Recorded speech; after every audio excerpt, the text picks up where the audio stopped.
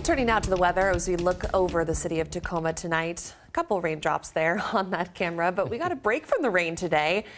But that break was short-lived. It returns tomorrow. Adam joining me now to talk more about the timing, how much we're going to see with this next bound of rain. Yeah, so a lot of the earlier half of Sunday, a few light showers, just kind of like what we're seeing right now, which is not going to be too impressive. When you look at the radar, the bark, definitely a lot worse than the bite. But the chances of rain that we're going to see into the day tomorrow will come with a little bit of a cool down. Now, check out the nation. You can see things much colder as you go farther to the east. Earlier into the week, areas such as Chicago, all the way up into the 50s and 60s showing up across Illinois.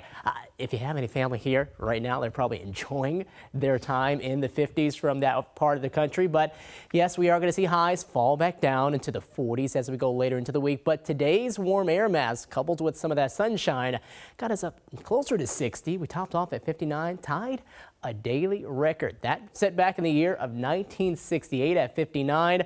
Normally we should see a low of 38 degrees, only dipped down to 46. So overall, our air mass warmer than normal, but some changes on the way with that too, along with more of the rain chances. Speaking of that, you can see that not too much rain has fallen here throughout the day.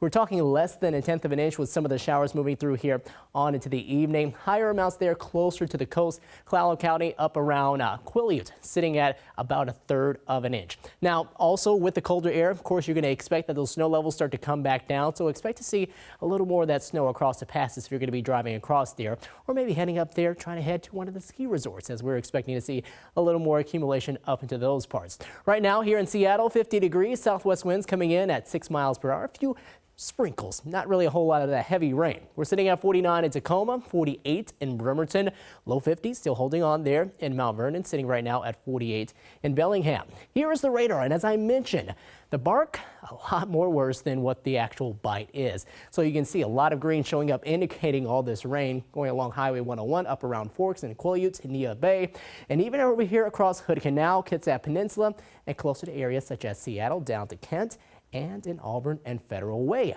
Thing is, this is mainly just light rain. Now it's going to move on out of here. We're going to expect that the next wave comes in from the south and starts to enhance a little more as we head on into the day for tomorrow. So check this out. Tonight, showers kind of off and on. Then we head into tomorrow morning, 6 o'clock. We see this next wave coming in from the south. Generally just a few light showers, but by the afternoon, that starts to fill in a lot more. And we'll see much more of it as we head on into tomorrow evening and tomorrow night, which will eventually start to add up around 1/2 inch to an inch here around closer to Puget Sound.